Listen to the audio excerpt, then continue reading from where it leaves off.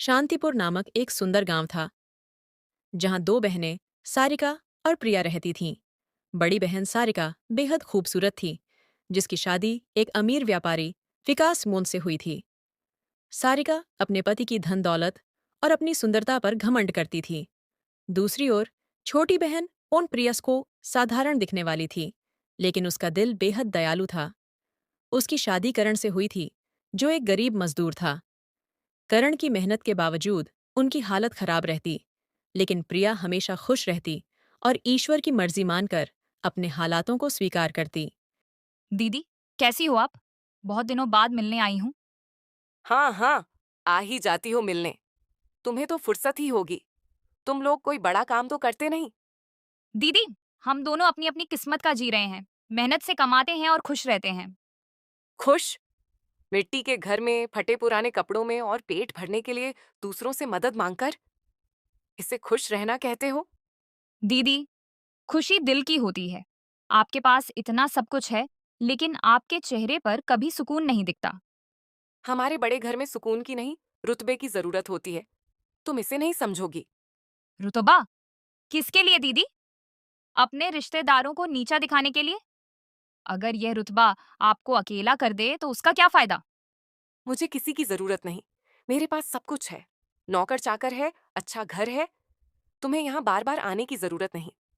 दीदी, मैं आपकी छोटी बहन हूँ। आपके पास कोई जरूरत लेकर नहीं आई थी। मैं तो बस आपका हाल चाल जानने के लिए आई थी। चलो, जान लिया हालचाल। अभी वापस चली जाओ यहाँ से।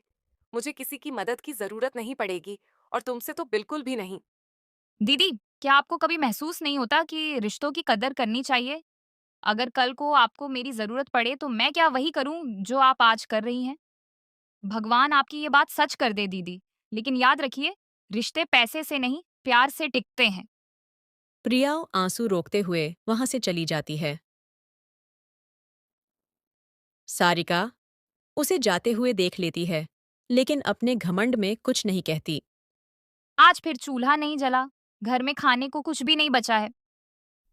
प्रिया, पूरा दिन मजदूरी की, लेकिन जमींदार ने पैसे नहीं दिए। बोले अगले हफ्ते देंगे। हर बार यही कहते हैं। मेहनत करवाते हैं और पैसे देने में टाल मटोल करते हैं। गरीब की मजदूरी तो कोई समझता ही नहीं। अगर आज पैसे मिल जाते तो कम से कम घर में कुछ राशन तो आता। अब हमारा क्या होगा? घर में अनाज का एक दाना भी नहीं है।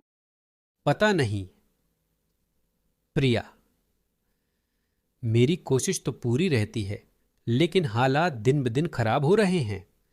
मैं कल अपने बड़े भाई के पास जाऊंगी। शायद उनसे कुछ मदद मिल जाए। क्या यह ठीक रहेगा?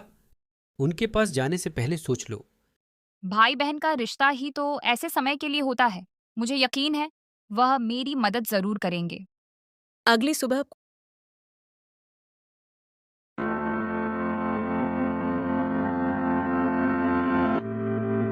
पोस्ट प्रिया भाई के घर जाने का फैसला करती है। अपने भाई विकास गोस्ट के घर पहुंचती है। तभी दरवाजे पर भाभी नेहा ची दिखती है। भाभी, प्रणाम। भैया घर पर है क्या? नहीं, तुम्हारे भाई तो शहर गए हैं। क्या काम है? भाभी, बात यह है कि हमारी हालत बहुत खराब है। करण को मजदूरी के पैसे नहीं मिले और घर में खाने को कुछ नहीं बचा। इसीलिए मैं भैया से मदद मांगने आई हूँ। हर वक्त मदद मांगने क्यों आती हो? तुम्हारा पति कुछ नहीं करता क्या? भाभी, करण बहुत मेहनत करता है। वह बहुत ईमानदार है, लेकिन हालात कभी-कभी हमारे बस में नहीं होते। बस बस, ये तो हर गरीब की कहानी है। हमें भी अपने खर्च संभालने मुश्किल होते हैं। भाभी, मैं आपसे ज्यादा नहीं मांग रही। बस थोड़ा अनाज या कुछ पैसे मिल जाएं, जिससे आज रात का गुजारा कर सकूं। यह घर कोई दान पात्र नहीं है जो हर कोई यहाँ मदद मांगने आ जाए। तुम्हें अपनी हालत सुधारने के लिए मेहनत करनी चाहिए। क्या मैं आपकी बहन जैसी नहीं हूँ? अगर आज आप मेरी मदद करेंगी, तो कल को भगवान आपका भला करेंगे। बस करो, हमारे पास फालतू के पैसे नहीं हैं जो तुम्हारे जैसे लोगों पर खर्च कर सके। और हाँ, अगली बार यहाँ आने की हिम्मत मत करना। प्रिया दुखी और निराश होकर वहां से चली आती है। प्रिया अपमानित होकर भाई के घर से लौट रही होती है। अचानक उसे सामने एक बूढ़ी औरत दिखाई देती है। बूढ़ी परेशान होकर एक गड्ढे के पास खड़ी थी, जिसमें उसकी बकरी का बच्चा गिरा हुआ था। अरे राम राम, मेरे बकरी का बच्चा गड्ढे में गिर गया है। अब मैं इसे कैसे बाहर निकालूं? प्रिया ये देखकर रुक जाती है और बूढ़ी के पास जाती है। अम्मा, परेशान मत हो, मैं आपकी मदद करती हूँ। प्रिया जल्दी से गड्ढे के पास जाती है। थोड़ी मशक्कत के बाद वह बकरी के बच्चे को सुरक्षित बाहर निकाल देती है। अरे बेटी, तूने तो मेरी जान बचा ली। यह बकरी का बच्चा मेरे लिए सब कुछ है। अम्मा, ये मेरा फर्ज था। अब आप इसे संभालिए। यह ले बेटी, मेरे पास ज्यादा तो नहीं है, शायद यह तेरे काम आ जाए। तेरे जैसे लोग भगवान का रूप होते हैं। नहीं अम्मा, मैंने ये मदद किसी इनाम के लिए नहीं की। मैं पैसे नहीं ले सकती।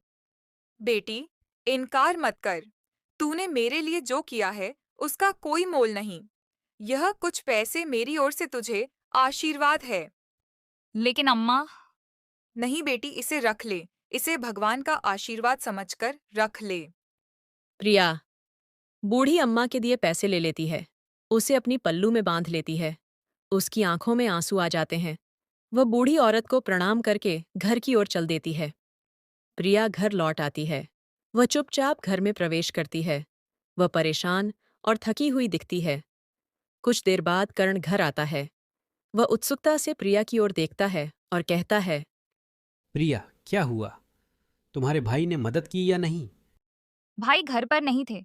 भाभी ने हमारी बिल्कुल मदद नहीं की। उन्होंने कह दिया कि उनके पास कुछ नहीं है और हमें घर से बाहर निकाल दिया और कहा कि फिर कभी मत आना। कोई बात नहीं प्रिया, हम आज भी भूखे पेट सो जाएंगे। राम, भाभी ने तो बिल्कुल मदद नहीं की। लेकिन रास्ते में एक बूढ़ी औरत मिली थी। उसकी बकरी का बच्चा गड्ढे में गिर गया था। मैंने उसकी मदद की और बदले में उसने मुझे कुछ पैसे दिए। मैंने पहले तो मना किया था, लेकिन वह जिद करती रही तो मैंने पैसे ले लिए। बहुत अच्छा किया तुमने। फिर आज हमें भूखे पेट सोना नहीं पड़ेगा। प्रिया अपनी पल्लू खोलती है। जैसे ही वह पल्लू खोलती है, पैसे की बजाय चमकते हुए हीरे निकलते हैं। दोनों की आंखें हैरान होकर चमक उठती हैं। यह क्या? ये तो पैसे नहीं, हीरे लग रहे हैं। ये कहाँ से आए? तुम तो बोल रही थी पैसे दिए हैं। पता नहीं जी, मैंने तो सिर्फ पैसे लिए थे, लेकिन ये हीरे कहाँ से आ गए? कुछ समझ नहीं आ रहा।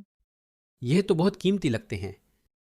मैंने तो बूढ़ी अम्मा से सिर्फ पैसे ही लिए थे, लेकिन ये हीरे कैसे आ गए? पता नहीं।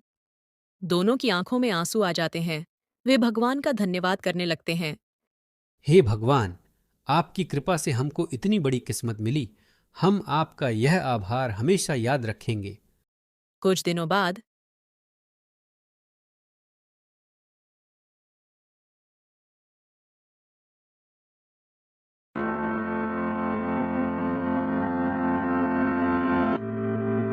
प्रिया और को कर्ण हीरे बेचकर बहुत अमीर हो जाते हैं। उन्होंने अपनी मुश्किलें पार कीं और अब उनका जीवन बदल चुका था। वह गांव में जरूरतमंद लोगों की मदद करने लगे। यह सब देखकर प्रिया बौठाया की बड़ी बहन ओसारिका सी जलन महसूस करने लगी थी।